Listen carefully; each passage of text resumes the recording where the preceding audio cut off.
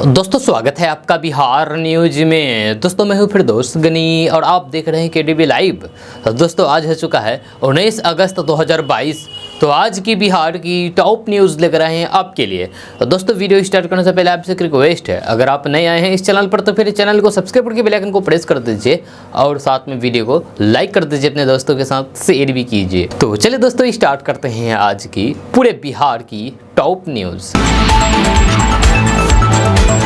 दोस्तों आज बिहार न्यूज में सबसे पहले बात करते हैं कि भारतीय रेल में सफर के दौरान 1 साल के बच्चे का टिकट लगेगा। इस तरह की खबर सोशल मीडिया पर खूब वायरल हो रही है। यह खबर आने के बाद ट्रेनों में सफर करने वाले यात्री भी सख्ती में आ गए हैं। यह सोशल मीडिया पर वायरल हो रही खबर पर भ्रम की स्थिति को देखते हुए रेल मंत्रालय ने इसे लेकर के स्पष्टीकरण किया है कि आखिर सही है या गलत। जहाँ रेल मंत्रालय के अनुसार इस तरह का कोई भी नया आदेश जारी नहीं हुआ है। रेल मंत्रालय के अनुसार 5 साल तक के बच्चे का कोई भी किराया नहीं लगेगा। ये जो भ्रामक खबरें वायरल हो रहा है ये सब फर्जी है, गलत है। जहां इस संबंध में साल 2015 में सर्कुलर जारी हुआ था जिसमें कहा गया था कि 5 से 12 साल का टिकट आधा लगेगा। अगर आप बच्चे के लिए सीट बुक कराना चाहते हैं तो फिर पूरा चार्ज देना होगा। दोस्तों अब बात करते हैं कि बिहार में बारिश नहीं होने से भागलपुर, लखीसराय, नालंदा, नवादा समेत कई जिले सूखे की चपेट में आ गए हैं। इन जिलों में कई किसान ऐसे हैं जिन्होंने अभी तक धान की रोपनी भी नहीं की है। जब वहीं जिन किसानों ने धान की रोपनी की है उनका फसल सूख रहा है। खबर के अनुसार बिहार के भागलपुर और लखीसराय जिले की स्थिति सबसे खराब है। इन जिलों में अभी तक सामान्य से 60% बारिश दर्ज की गई है।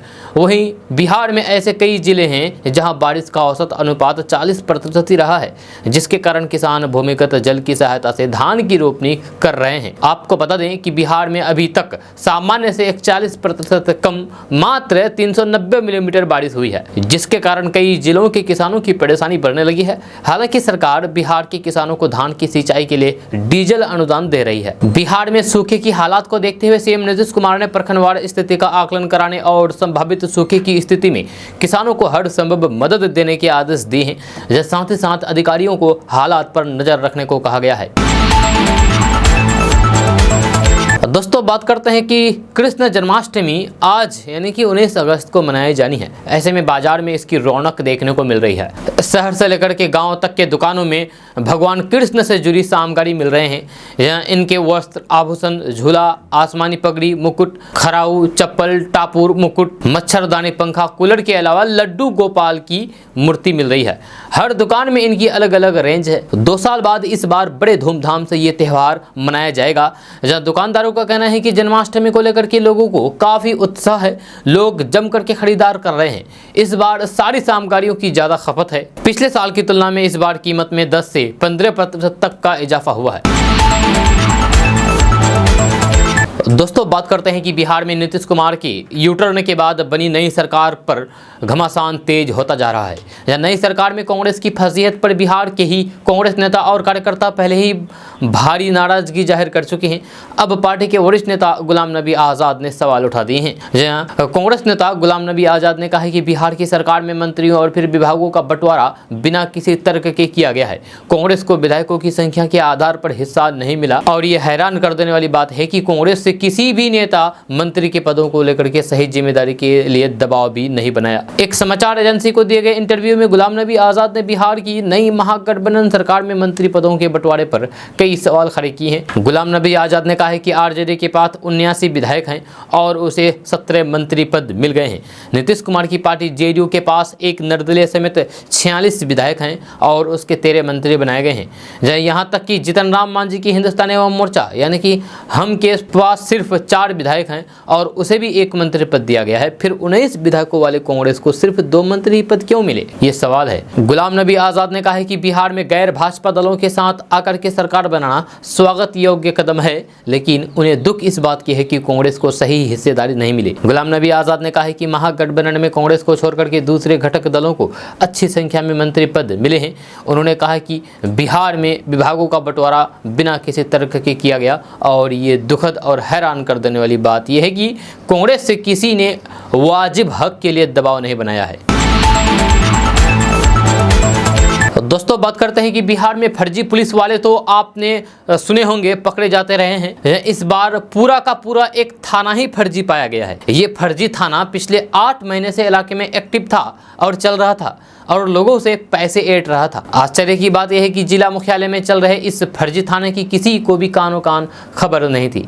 आपको बता दूं कि ये फर्जी थाना बांका शहर के एक निजी गेस्ट हाउस में चल रहा था। इस बारे में बांका थाना अध्यक्ष ने बताया है कि एक गुप्त सूचना के आधार पर किसी अपराधी की गिरफ्तारी के लिए पुलिस गई थी।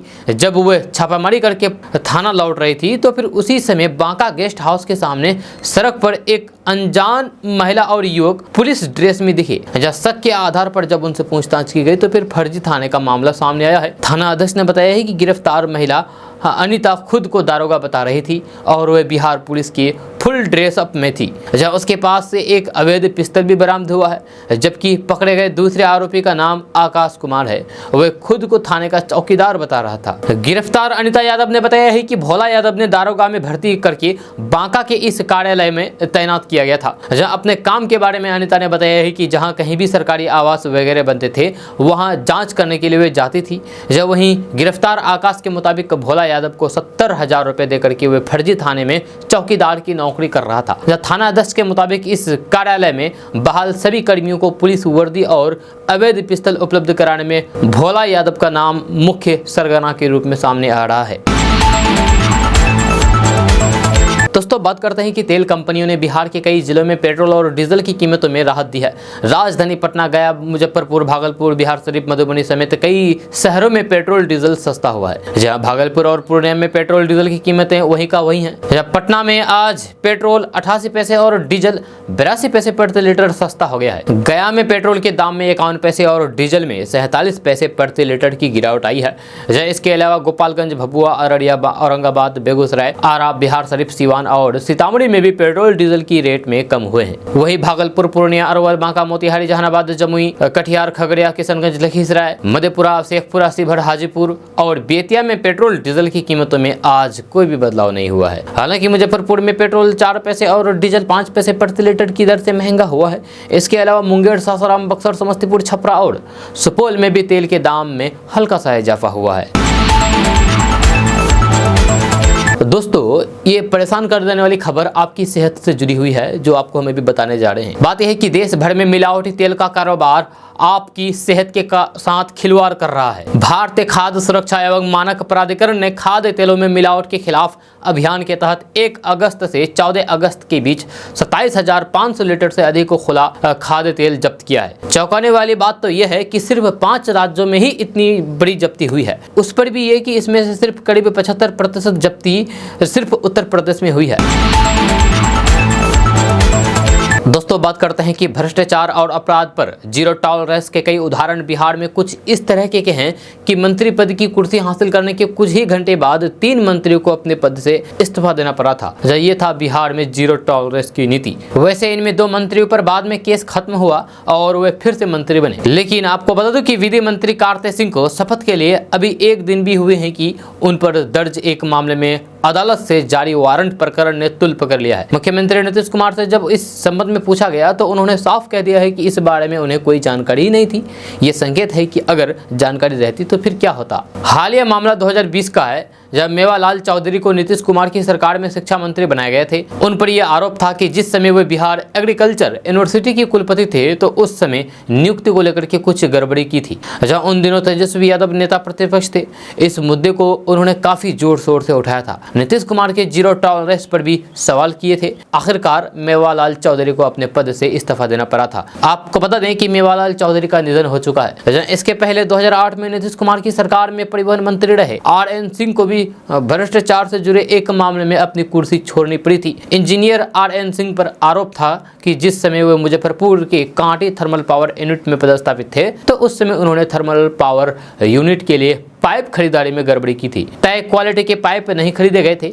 इस मामले में निगरानी ब्यूरो ने 1990 में केस दर्ज किया था और 1 साल बाद चार्जशीट भी हो गया था। जब ये मामला सामने आया तो फिर नीतीश कुमार ने परिवहन मंत्री का इस्तीफा ले लिया और कहा कि जब केस खत्म हो जाएगा तभी वे मंत्री बन सकेंगे। जब कुछ दिनों बाद उन पर केस खत्म हुआ और फिर वे मंत्री बने। इसी तरीके से नवंबर 2005 में जब नीतीश कुमार ने मुख्यमंत्री पद की शपथ ली तब जीतन राम मांझी को भी उनकी सरकार में मंत्री बनाया गया था। उनके मामले में ये बात सामने आई कि बीएड घोटाले मामले में उन पर भ्रष्टाचार के आरोप हैं। नीतीश कुमार के संज्ञान में जब ये बात आई तो जीतन राम मांझी को इस्तीफा देना पड़ा था। जब बाद में जब वो आरोप मुक्त हुए तो फिर मंत्री बनाए गए।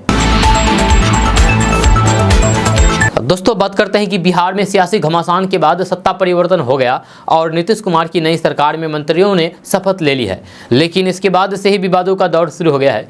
कानून मंत्री कार्तिक सिंह के बाद नीतीश कुमार का एक और मंत्री विवाद में आ गया है। नीतीश सरकार में कृषि मंत्री सुधाकर सिंह पर चावल घोटाले का आरोप लगा है। सुधाकर सिंह पर एसएफसी का करोड़ों रुपए के चावल गबन का आरोप है। उन पर 2013 में रामगढ़ थाने में एफआईआर भी दर्ज हुई थी। यह सुधाकर सिंह राष्ट्रीय जनता दल यानी कि आरजेडी के प्रदेश अध्यक्ष जगदानंद सिंह के बेटे हैं। सुधाकर सिंह रामगढ़ सीट से आरजेडी के विधायक हैं। बताया जा रहा है कि लालू परिवार से जगदानंद सिंह की नजदीकियां हैं। इसी वजह से नीतीश कुमार ने सुधाकर सिंह को बड़ी जिम्मेदारी दी है। नीतीश कुमार के शासनकाल में 2013 से 14 हुए चावल घोटाले में सुधाकर सिंह पर केस दर्ज है, जहां सुधाकर सिंह पर सरकारी चावल जमा नहीं करने का आरोप लगा था। तो दोस्तों बात करते हैं कि कहते हैं कि प्रेम जाति पाति की दीवार और अमीरी गरीबी नहीं देखता है, यानी कि प्यार जात पात अमीरी गरीबी नहीं देखता है। कब किससे प्रेम हो जाए प्यार हो जाए ये कहना पूरी तरीके से मुश्किल होता है। तभी कहा गया है कि प्यार अंधा होता है। ऐसा ही एक मामला बिहार के गया जिले की गुरुआओं से सामने आया है, जहां पुलिस ने प्रेमी प्रेमिका की दीवानगी देख करके दोनों की शादी करा दी। ये मामला है गया जिले के गुरुआ थाना क्षेत्र के बाबा बैजूधाम मंदिर की, जहां पुलिस के हस्तक्षेप के बाद इस शादी में प्रेमी एवं प्रेमिका के परिवार वाले भी शामिल हुए। मेरी जानकारी के अनुसार बिहार के औरंगाबाद जिले के रफीगंज थाने के चरकुप्पा गांव के जितेंद्र प्रसाद का पुत्र नीरज कुमार को गुरुआ थाना क्षेत्र के एक गांव की लड़की से प्यार हो गया। प्रेमी प्रेमिका के घर उससे मिलने पहुंचे, जिसे युवती के परिवार वालों ने पकड़ लिया। मामला गुरुआ थाना पहुंचा, जहां पुलिस ने लड़का और लड़की के परिवार वाले की सहमति से दोनों की शादी कराने का निर्देश दिया। पुलिस के इस निर्णय से परिवार वाले काफी खुश हैं। दोस्तों बात करते हैं कि राजधानी पटना से एक खौफनाक मामला सामने आया है, जहां प्रेमिका की डबल अफेयर से परेशान प्रेमी ने उसे गोली मार दी। घटना कल की बताई जा रही है, जब प्रेमी ने प्रेमिका को गोली मार दी। घटना के बाद लड़की गंभीर रूप से घायल हो गई है, जिसे हॉस्पिटल में एडमिट कराया गया है। जहां घटना से जुड़ी जो जानकारी सामने आई है उसके मुताबिक लड़की एक साथ 2 लड़कों से प्यार करती थी। जब इसकी जानकारी लड़कों को हुई तो फिर उसने गुस्से में आकर के लड़की को गोली मार दी। घटना पटना के ब्यौर थाना क्षेत्र के सिपारा इलाके के इंद्रपुरी मोहल्ले की है। जानकारी के मुताबिक लड़की जब कोचिंग से घर लौट रही थी तभी उसके बॉयफ्रेंड ने उसकी जान ले ली। घटना के बाद लड़की घायल होकर के गिर पड़ी। इसके बावजूद भी प्रेमी उसे छोड़ करके फरार हो गया। परिवार वालों ने उसे इलाज के लिए अस्पताल में भर्ती कराया। सूचना पाकर पुलिस मौके पर पहुंच गई और मामले की जाँच में जुट गई। इलाके में लगे सीसीटीवी कैमरे को खंगाला जा रहा है। इस मामले पर ब्यौर थानेदार ने कहा है कि एक लड़की जिसका नाम काजल कुमारी है, वो एक कोचिंग से घर आ रही थी। इसी दौरान लड़की ने उसकी जान ले ली। दोस्तों बात करते हैं कि बिहार में महागठबंधन की सरकार बन गई है।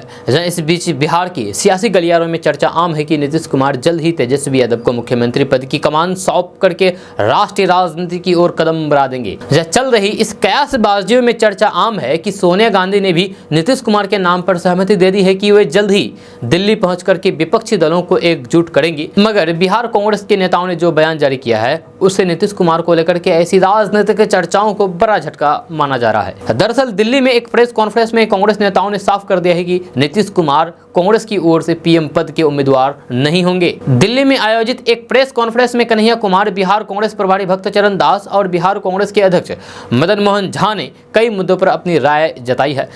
इस क्रम में मदन मोहन झा ने स्पष्ट तौर पर कह दिया है कि हमने कभी भी नहीं कहा है कि नीतीश कुमार हमारे पीएम पद के उम्मीदवार हैं। हमारे पीएम पद के उम्मीदवार सिर्फ और सिर्फ राहुल गांधी है, नीतीश कुमार नहीं है।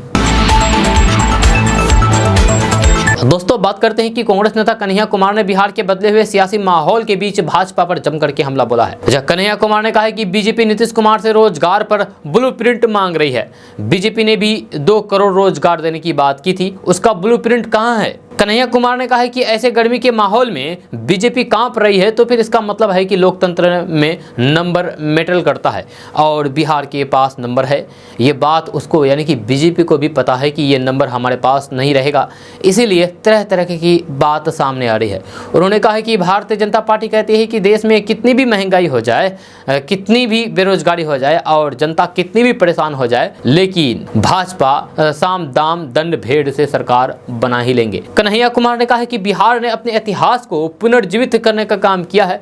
जब जब देश को जरूरत पड़ी तब तब बिहार ने ही रास्ता दिखाया है। बिहार ही बदलाव की मिसाल लेकर के आगे चलता है। कन्हैया कुमार ने कहा है कि बिहार में सिर्फ सरकार ही नहीं बदली है बल्कि उम्मीद की एक किरण निकली है। साथ ही कन्हैया कुमार ने कहा है कि जो बीजेपी को सत्ता का अहंकार वो बिहार में नहीं चलेगा। ये बात मैं दावे के साथ कहता हूं। उन्होंने कहा है कि अभी बीजेपी का अहंकार टूटा है और आगे भी ये अहंकार टूटेगा, इसका हमें पूर्ण विश्वास है। तो दोस्तों बात करते हैं कि चुनावी रणनीतिकार प्रशांत किशोर ने मुख्यमंत्री नीतीश कुमार के 20 लाख लोगों को नौकरी देने के मामले पर जोरदार निशाना साधते हुए कहा कि अगर ये सरकार 1-2 साल में अगर 5 से 10 लाख नौकरियां दे देती है तो मैं इनके समर्थन में अपना अभियान वापस ले लूंगा। उन्होंने कहा है कि उन्हें नेता मान लूंगा। अपने जन सूरज अभियान के तहत समस्तीपुर में प्रशांत किशोर ने महागठबंधन सरकार पर जमकर के निशाना साधा है। उन्होंने कहा है कि जो नियोजित शिक्षक स्कूल में पढ़ा रहे हैं उन्हें तो समय पर सरकार वेतन दे नहीं पा रही है और नई नौकरियां कहां दे पाएगी। प्रशांत किशोर ने दावा करते हुए कहा है कि आने वाले समय में राजनीतिक उठापटक अभी और रहेगी। प्रशांत किशोर ने कहा है कि अभी हमको आए हुए 3 महीने ही हुए और बिहार की राजनीति 180 डिग्री घूम गई। अच्छा, अगला विधानसभा चुनाव आते आते अभी कई बार बिहार की राजनीति घूमेगी। उन्होंने तंज कसते हुए कहा है कि नीतीश कुमार फेविकॉल लगा करके अपनी कुर्सी पर बैठ गए हैं और बाकी की पार्टियां कभी इधर तो कभी उधर होती रहती है। दोस्तों बात करते हैं कि बिहार सरकार और उसके मुखिया नीतीश कुमार इस समय चर्चा के केंद्र में है। चर्चा किसी अच्छे काम के लिए नहीं हो रही है बल्कि कानून मंत्री कार्तिकेय सिंह को लेकर के है, जिनके खिलाफ वारंट जारी किया गया है और उन्हें 16 अगस्त को दानापुर में पेश होना था, लेकिन वे बिहार के कानून मंत्री बन बैठे। जब विपक्ष का आरोप है कि खास मकसद के साथ कार्तिकेय सिंह को मंत्री बनाया गया, लेकिन इन सब के बीच हम आपको बताएंगे कि नीतीश कैबिनेट में ऐसे कितने मंत्री हैं जो दागदार हैं। तो बात करते हैं कि नीतीश सरकार में कुल 23 मंत्रियों पर आपराधिक मुकदमे दर्ज है। आरजेडी कोटे के 17 में से 15 मंत्रियों पर अलग अलग मुकदमे हैं। अगर चुनावी हल्फनामे की बात करें तो फिर कुल 33 मंत्रियों में से 23 ने अपने ऊपर क्रिमिनल केस की जानकारी दी है। अगर आरजेडी कोटे की बात करें तो करीब 88% मंत्री ऐसे हैं जो दागी हैं। तेजस्वी यादव समेत कुल 17 मंत्री आरजेडी में से हैं। जेडीयू के कोटे से कुल 11 मंत्रियों में से 4 के खिलाफ केस चल रहे हैं। जहाँ कांग्रेस के कोटे में से 2 मंत्री बनाए गए हैं और दोनों के खिलाफ केस हैं। इस तरह जीतन राम मांझी की पार्टी और निर्दलीय कोटे से बने मंत्रियों के खिलाफ भी केस हैं। अगर गंभीर अपराध की बात करें तो आरजेडी के 17 में से 11 पर सीरियस केस हैं। जदयू के 2 मंत्रियों पर और अन्य घटक दलों के एक मंत्री गंभीर मामलों का सामना कर रहे हैं। जानकारों का कहना है कि अगर आप आंकड़े की बात करें तो कोई भी दल इस दाग से अछूता नहीं है। दोस्तों बात करते हैं कि बिहार में महागठबंधन की सरकार बनने के बाद मंगलवार को मंत्रिमंडल का विस्तार हुआ, जिसमें एआईएमआईएम से आरजेडी में आए विधायक शाहनवाज आलम को आपदा प्रबंधन मंत्री बनाया गया है। मंत्रिमंडल विस्तार के बाद एआईएमआईएम के प्रदेश अध्यक्ष और विधायक अख्तरुल ईमान ने शाहनवाज आलम पर जमकर के निशाना साधा है। एआईएमआईएम के प्रदेश अध्यक्ष अख्तरुल ईमान ने शाहनवाज आलम को नीतीश मंत्रिमंडल में शामिल किए जाने पर बताया है कि बड़े सौदे का इनाम उन्हें दिया गया है। सीमांचल का इलाका अल्पसंख्यक बहुल है और पूरे बिहार के अल्पसंख्यक को देखिए और सीमांचल के अल्पसंख्यक समुदाय को एक तरफ देखिए। अच्छे मंत्रालय का जो फंड होता है उसका आधा फंड भी नहीं होगा उनके मंत्रालय के पास। अख्तरुल ईमान ने कहा है कि सीमांचल का क्षेत्र बाढ़ प्रभावित है और इन्हें आपदा मंत्रालय मिला है। अब देखना होगा कि वे क्या कुछ करके दिखाते हैं। दोस्तों बात करते हैं कि सूखे की मार झेल रहे बिहार के किसानों के लिए अच्छी खबर सामने आ रही है। ताज़ा रिपोर्ट्स के मुताबिक पटना, नालंदा, भागलपुर, किशनगंज, अररिया, कटिहार, पूर्णिया, मधेपुरा, खगड़िया, पटना, मुजफ्फरपुर समेत सभी जिलों के किसानों को खेती की सिंचाई के लिए पैसा दिया जाएगा। ये पैसा डीजल अनुदान के रूप में मिलेगा। खबर के अनुसार आज सीएम नीतीश कुमार ने अल्प वर्षपात यानी कि कम वर्षा की वजह से उत्पन्न स्थिति पर उच्च स्तरीय बैठक की। इस बैठक में किसानों के मुद्दे पर चर्चा की गई। साथ ही साथ जिन जिलों में धान की रोपनी हो गई है वहां फसल के बचाव के निर्देश दिए गए हैं। जब वहीं किसानों को धान की सिंचाई के लिए 16 घंटे निर्बाध बिजली की आपूर्ति सुनिश्चित करने को कहा गया है, जबकि जो किसान अल्प यानी कि कम वर्षा के कारण खेती नहीं कर पाए हैं उन्हें वैकल्पिक फसल योजना के तहत जल्द से जल्द बीज उपलब्ध कराने के निर्देश दिए गए हैं। आपको बता दूं कि डीजल अनुदान योजना के अंतर्गत बिहार में अब तक 1,33,000 किसानों ने आवेदन किए हैं, जिसमें 2799 आवेदकों को पैसा भेज दिया गया है। अगर आप भी धान की सिंचाई के लिए डीजल अनुदान चाहते हैं तो फिर आप 30 अक्टूबर तक ऑनलाइन के द्वारा आवेदन कर सकते हैं। दोस्तों बात करते हैं कि बिहार में रहने वाले लोगों के लिए बड़ी खबर सामने आ रही है। ताजा रिपोर्ट के मुताबिक बिहार के पटना, सुपौल, अररिया, किशनगंज समेत कई जिलों में छिटपुट बारिश के आसार नजर आ रहे हैं। इसकी जानकारी पटना में स्थित मौसम विज्ञान केंद्र ने दी है।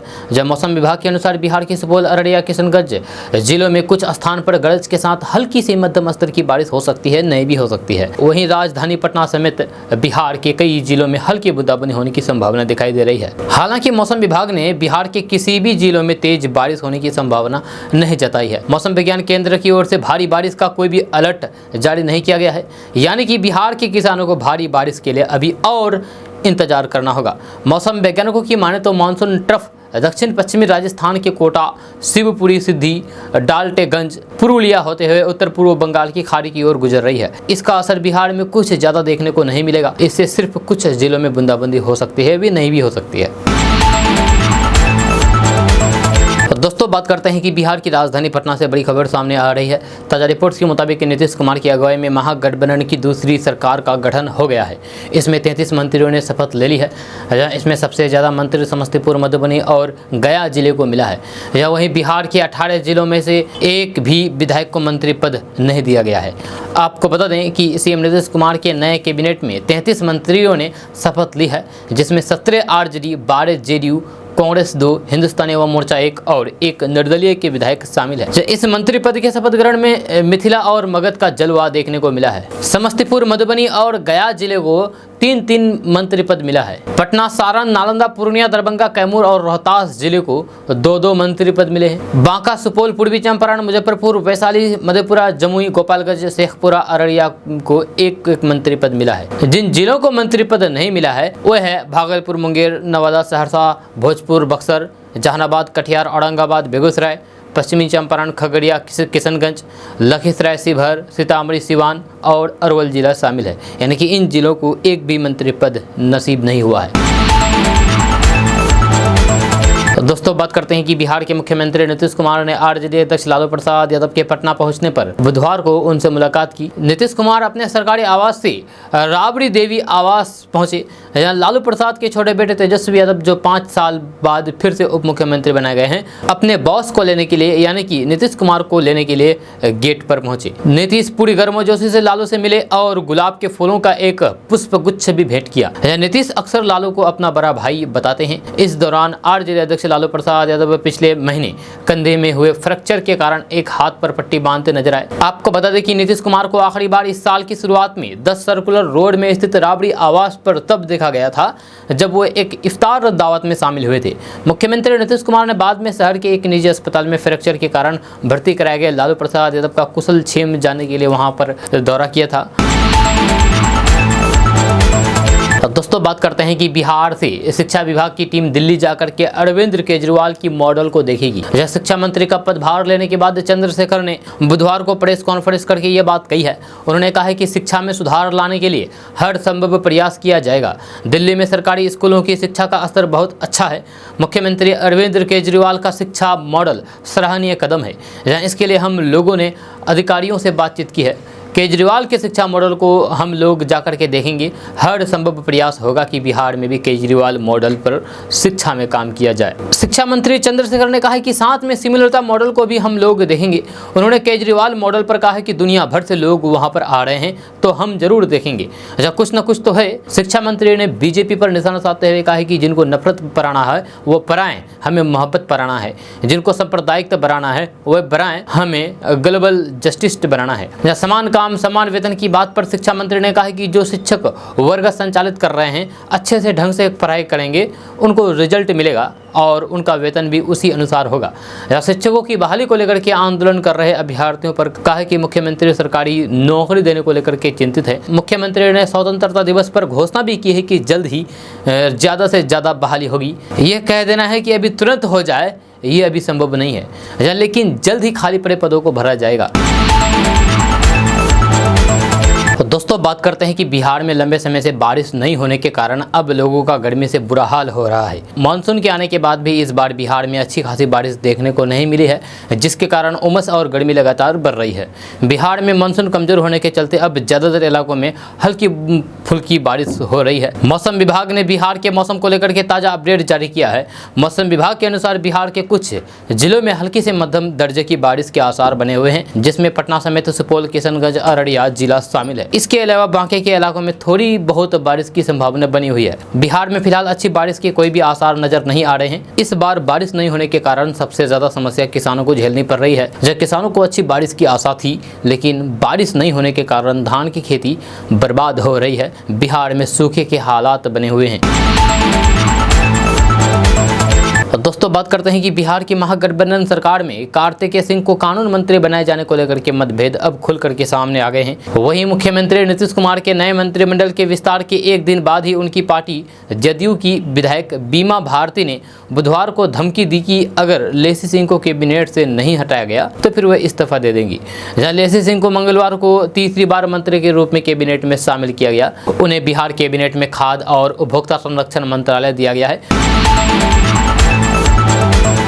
दोस्तों बात करते हैं कि बिहार के नए पर्यटन मंत्री कुमार सर्वजित ने कहा है कि बिहार में देसी विदेशी पर्यटकों की संख्या में वृद्धि करने एवं उनके लिए विश्व स्तरीय सुविधा उपलब्ध कराने के लिए योजना बनाकर के अधिकारी काम करें। जब मंत्री ने अगले 2.5 सालों के लिए ब्रांडिंग और प्रमोशन के तहत देसी विदेशी पर्यटकों के लिए अलग अलग रोड मैप तैयार करने का निर्देश दिया है। पर्यटन मंत्री कुमार सर्वजित ने विभागीय समीक्षा के दौरान कहा है कि विदेशी पर्यटक सुगमता से सभी स्थलों का भ्रमण और उनके पसंद के अनुसार भोजन आदि के लिए विभिन्न विदेशी भाषाओं में टूरिस्ट गाइड को प्रशिक्षित किया जाए। इस मामले में पहले चरण में चाइनीज, कोरियन, बर्मीज, भूटानीज, सिन्हलीज, वियतनामी आदि भाषाओं में राज्य के युवाओं को टूरिस्ट गाइड के रूप में प्रशिक्षित किया जाएगा। पर्यटन मंत्री ने कहा कि विदेशी भाषाओं में प्रशिक्षित युवा वर्ग अलग अलग सरकारी एवं गैर सरकारी संगठनों में translator, hotel manager, tour travel operator, multinational कंपनियों में कई महत्वपूर्ण पदों पर कार्य करने योग्य बन सकेंगे, जिससे बिहार में रोजगार के सृजन में सहायता मिल सकेगी।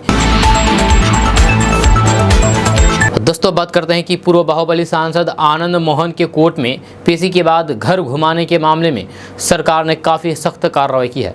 जेल आईजी ने सहरसा के जेलर को तत्काल प्रभाव से निलंबित कर दिया है। सहरसा डीएम की अनुशंसा पर यह कार्रवाई की गई है। इस मामले में सहायक जेल अधीक्षक मृत्युंजय कुमार, प्रभारी मुख्य उच्च कक्षपाल दानी प्रसाद यादव और वार्डन हरिनंदन कुमार को भी निलंबित कर दिया गया है। निलंबन की अवधि में कक्षपाल और प्रभारी मुख्य उच्च कक्षपाल का मुख्यालय पूर्णिया सेंट्रल जेल निर्धारित किया गया है। इससे पहले इस मामले में सहरसा जिले की एसपी लिपि सिंह ने दोषी पाए गए सभी 6 पुलिसकर्मियों को सस्पेंड कर दिया है। दोस्तों बात करते हैं कि बिहार में पिछले दिनों हुए सियासी उलटफेर के बाद अब आगामी लोकसभा चुनाव 2024 को लेकर के बयानबाजी तेज हो गई है। बिहार में जेडीयू ने एनडीए से नाता तोड़कर के अब महागठबंधन का साथ पकड़ा है। जब बिहार में भाजपा सत्ता से बाहर होकर के विपक्षी पार्टी बन गई है, वहीं बिहार की सियासत में मचे इस भूचाल का पड़ोसी राज्य उत्तर प्रदेश पर क्या असर पड़ेगा, इस पर उत्तर प्रदेश के उप मुख्यमंत्री केशव प्रसाद मौर्य ने बड़ा बयान दिया है। डिप्टी सीएम ने लोकसभा चुनाव 2024 को लेकर के बड़ा बयान दिया है और बड़ा दावा किया है। समाचार एजेंसी पीटीआई के अनुसार यूपी के डिप्टी सीएम केशव प्रसाद मौर्य ने यह दावा किया है कि बिहार में हुए सियासी उलटफेर का आगामी लोकसभा चुनाव के दौरान उत्तर प्रदेश में कोई असर नहीं होगा। उन्होंने दावा किया है कि बिहार में जदयू ने भाजपा को झटका देकर के अन्य दलों के साथ मिलकर के सरकार तो बना ली है, लेकिन इसका असर यूपी पर बिल्कुल भी नहीं दिखेगा और भाजपा लोकसभा चुनाव 2024 में कांग्रेस और समाजवादी पार्टी के घर में भी जीत दर्ज करेगी। डिप्टी सीएम केशव प्रसाद मौर्य ने विपक्षी दलों के एकजुट होने वाले मुद्दे पर कहा है कि सभी विपक्षी दलों का गठबंधन भाजपा के लिए कोई चुनौती नहीं है।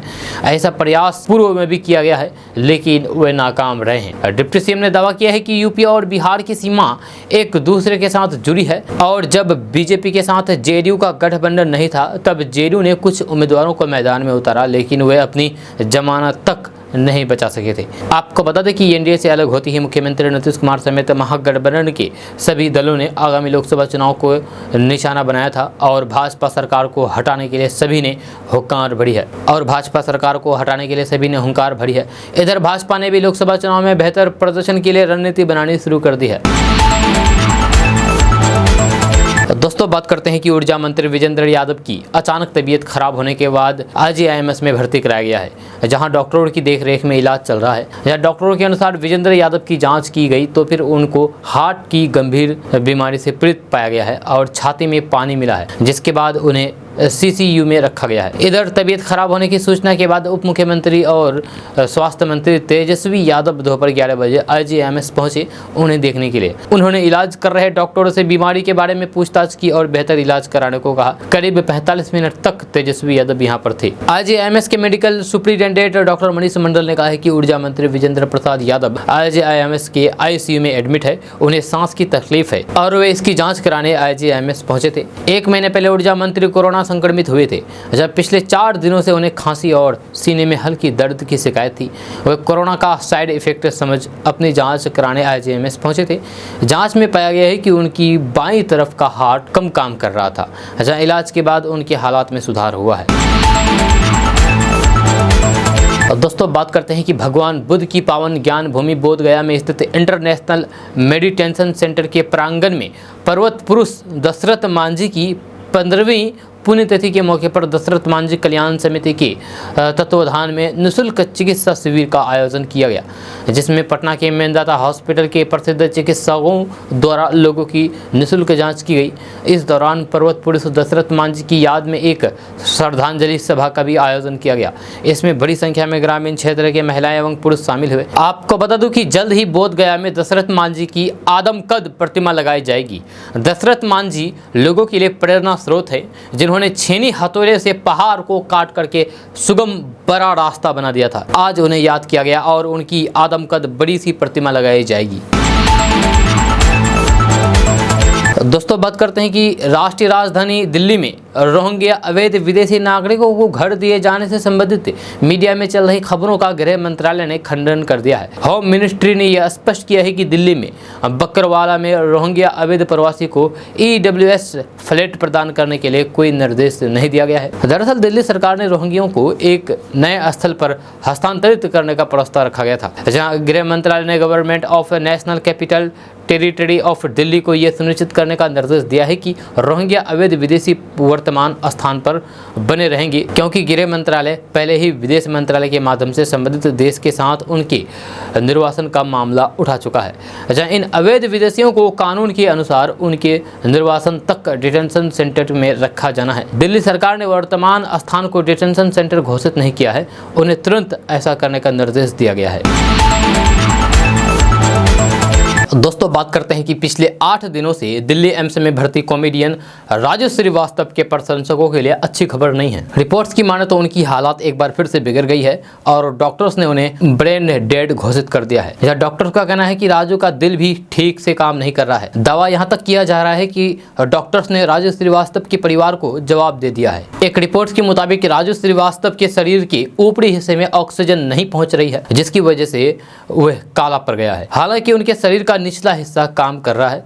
डॉक्टर्स ने अब भी उन्हें वेंटिलेटर पर लगाया हुआ है और उन्हें ऑक्सीजन भी दी जा रही है। डॉक्टर्स अपनी तरफ से हर संभव प्रयास कर रहे हैं कि कॉमेडियन के दिमाग तक ऑक्सीजन पहुंचाया जा सके और वे स्वस्थ होकर के घर जाएं, लेकिन उनके हालात सुधरने की बजाय और बिगड़ती जा रही है।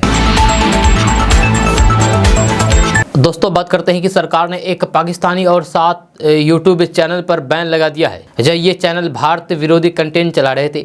सूचना एवं प्रसारण मंत्रालय के मुताबिक इन ब्लॉग यूट्यूब चैनलों के 114 करोड़ व्यूज थे जबकि 85,73,000 सब्सक्राइबर्स थे। इन चैनलों पर भारत विरोधी सामग्री का प्रचार किया जा रहा था। जिन चैनलों को प्रतिबंधित किया गया है उनके नाम है लोकतंत्र TV, UNV TV, AM Razvi, गौरवशाली पवन मिथिलांचल, C टॉप 5 TH, सरकारी अपडेट, सब कुछ देखो और एक पाकिस्तानी चैनल न्यूज़ की दुनिया, इन सबको बैन कर दिया है। यह सूचना और प्रसारण मंत्रालय ने IT रूल्स 2021 के तहत आपात सत्ता का इस्तेमाल करते हुए इन यूट्यूब चैनलों को प्रतिबंध किया है। 8 यूट्यूब चैनलों के अलावा मंत्रालय ने एक फेसबुक पेज को भी प्रतिबंधित कर दिया है। ब्लॉक किए गए यूट्यूब चैनलों में से कुछ चैनलों द्वारा दिखाई गई सामग्री का उद्देश्य भारत में धार्मिक समुदाय के बीच घृणा फैलाना था। इन चैनलों में कई फर्जी खबर चलाई जा रही थी। उदाहरण के लिए एक चैनल पर यह खबर चलाई जा रही थी कि सरकार ने धार्मिक संरचनाओं को गिराने का आदेश दिया है। वहीं एक अन्य चैनल पर चलाया जा रहा था कि भारत सरकार ने धार्मिक त्योहारों के उत्सव, धार्मिक युद्ध की घोषणा आदि पर प्रतिबंध लगा दिया है। इस तरह की सामग्री में सांप्रदायिक विद्वेष को बढ़ावा देने और देश में सार्वजनिक व्यवस्था को बिगाड़ने की क्षमता पाई गई थी। इतना ही नहीं, ये न्यूज चैनल जम्मू कश्मीर भारतीय सशस्त्र बल जैसे संवेदनशील मुद्दे पर फेक न्यूज चला रहे थे। दोस्तों बात करते हैं कि बिहार के पूर्णिया से अच्छी खबर सामने आ रही है।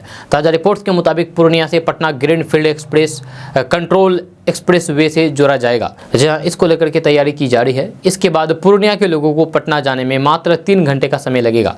खबर के अनुसार सांसद श्री कुशवाहा ने जानकारी देते हुए बताया है कि NHAI 12,000 करोड़ की लागत से 215 किलोमीटर लंबी greenfield express control express way का निर्माण करेगा। इसके निर्माण होने से पूर्णिया से पटना की दूरी कम हो जाएगी। आपको बता दें कि भारतमाला परियोजना फेज 2 के तहत इस greenfield express control express way को बनाया जाएगा, जिसके बाद पूर्णिया पटना की दूरी महज 3 घंटे में पूरी हो जाएगी। इसमें पूर्णिया के लोगों का आवागमन सुगम हो जाएगा। दोस्तों बात करते हैं कि बिहार के बाहुबली पूर्व विधायक राजन तिवारी को नेपाल भागते हुए गिरफ्तार कर लिया गया है। उसकी गिरफ्तारी नेपाल बॉर्डर से हुई है। बताया जा रहा है कि मोतिहारी के गोविंदगंज से विधायक रहे राजन तिवारी नेपाल भाग रहे थे, जब तभी हरैया थानाध्यक्ष की नज़र उन पर पड़ गई। इसके बाद थानाध्यक्ष ने राजन तिवारी को धर दबोचा। पूर्व विधायक राजन तिवारी पर 25,000 रुपये का इनाम था। दोस्तों आज का न्यूज़ बस यहाँ तक। कैसा लगा जरूर अपना सुझाव दीजिएगा नीचे कमेंट बॉक्स में कमेंट करके। अगर आप नए आए हैं इस चैनल पर तो फिर चैनल को सब्सक्राइब करके बेल आइकन को प्रेस कर दीजिए और साथ में वीडियो को लाइक कर दीजिए, अपने दोस्तों के साथ शेयर भी कीजिए। तो मिलते हैं फिर नेक्स्ट वीडियो के साथ, तब तक के लिए जय हिंद, जय बिहार।